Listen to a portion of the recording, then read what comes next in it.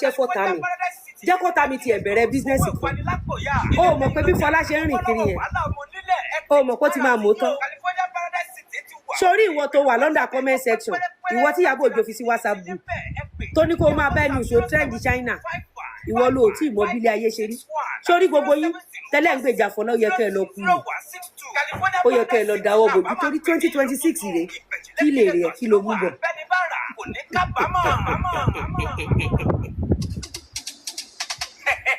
kí ni ìwọ rí mú bọ̀. ẹ̀yin èèyàn wa Lizzy Anjorin tún ti bẹ̀rẹ̀ sí í bá arábìnrin tí a mọ̀ sí Fọlá Tinubu ó tún ti bẹ̀rẹ̀ sí í bá a fà ó ti bẹ̀rẹ̀ sí í bá a jà báyìí ó ń criticize rẹ̀ wípé irú ìgbésí ayé tó ń gbé kì í ṣe ìgbésí ayé tó dáa kọ́. ẹ̀yin èèyàn wa ẹ jẹ́ ká gbọ́ látẹnu Lizzy Anjorin. ọjọ́ tí wọ́n ti ń gbèjà ẹnu ìṣó kí ló rí mú bọ̀ ibo ló bá dé ìwọ kàn forí gbèpè lọ òun forí àwọn ọmọ ẹ̀ gbèpè lọ Ìyábọ̀ Òjó sí olórí burúkú ikú gbóná Priscilla ó sì ń lọ ilé ọkọ ṣé ìwọ ti wọlé ọkọ ṣá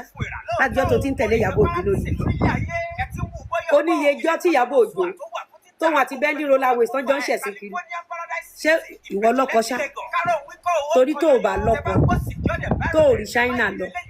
tó o rí Nigeria airport lọ tó ló ń gbèjà Ìyábọ̀ àti Fọlá ó yẹ kó o lọ kú ni ó yẹ kó o lọ kú ni o láàrin èmi àti ẹ̀mí ní parọ́ fún yẹ kó o lọ kú ni o tó bá ń tẹ̀lé Ìyábọ̀ Òjó tó ló ń gbèjà Fọlá ògún Lizzy tí Fọlá wá sì sojú títì ẹ lọ China tí ò mú ẹ dání kò mọ ọmọ ẹ dání kò mẹ́bí ẹ dání kò márẹ́ ẹ dání ní China tó wà lọ́nà Kétu lọ́nà Ọjọ́ta 7up bọ́lẹ̀ sọ́nà Gbàgádà nọ́mà ó yẹ kó o lọ kú ni o ó yẹ kó o lọ kú ni o mi ní parọ́ fún ẹ tí ọkùnrin bá fẹ́ ṣe ṣìnà tí ọkùnrin bá fẹ́ fẹ́ yàwó mi tí ọkùnrin bá fẹ́ fẹ́ yàwó mi kí ló mọ̀ tó máa ṣe ó máa ń dá yàwó ẹ̀ lókòwò. Thank you. You're doing well there. Thank you. Tí ọkùnrin tó bá fẹ́ ṣe ṣìnà tí ọkùnrin bá fẹ́ dá yàwó ẹ̀ lókòwò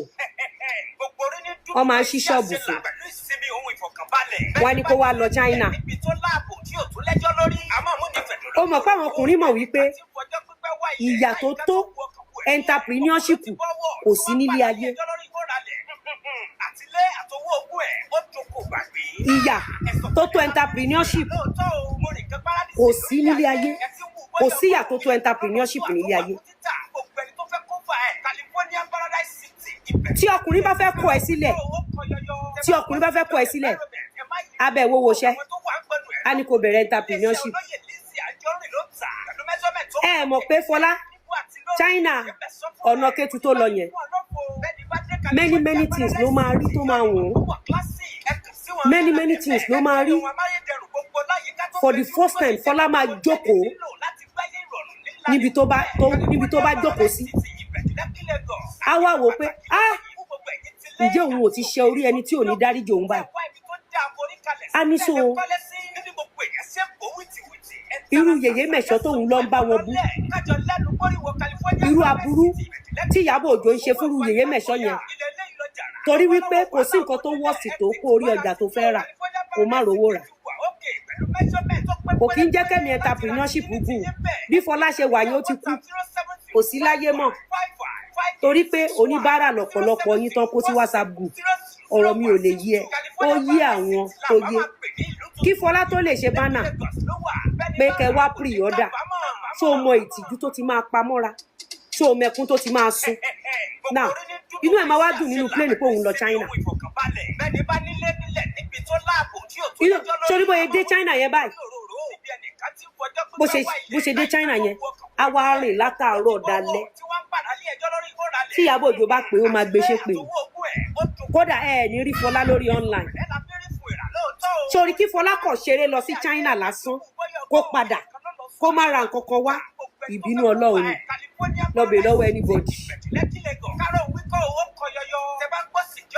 lọ bèrè lọ́wọ́ anybody ìbínú Ọlọ́run ni tó o bá lọ China tó o lọ rajà tó o bá kówó dání o ò rówó kó dání ìbínú Ọlọ́run ni wàá rìn tó bá wá rí owó rajà wàá wá gbé ẹrù wàá rìn débi pé àárín tán ẹ méjèèjì kí ló máa ń ṣe yín báyìí nígbà tẹ ní kí Mr. Lawal àti Lizzy wá máa bọ́ Fọlá ẹ̀yin ẹ pé Fọlá ń sìn kó wá bọ́ ẹ̀yin tẹ́lẹ̀ ń gbèjà ẹ̀ gbogbo yín tẹ́lẹ̀ ń gbèjà Fọlá ẹ pé ẹni kó fún yín 100,000 ẹ pàtẹ́wọ́ fún Dr. Lizzy.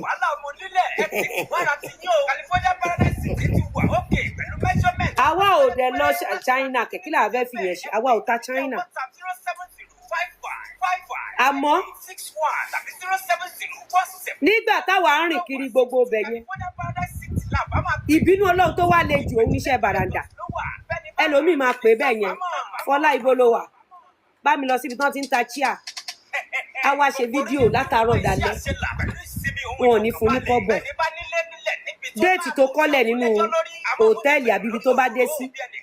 owó físà máa tán wọ́n wá péjọ irú lẹ́sì Lizzy show yẹn bá mi wárú ẹ̀ gbọ̀ngàn ní China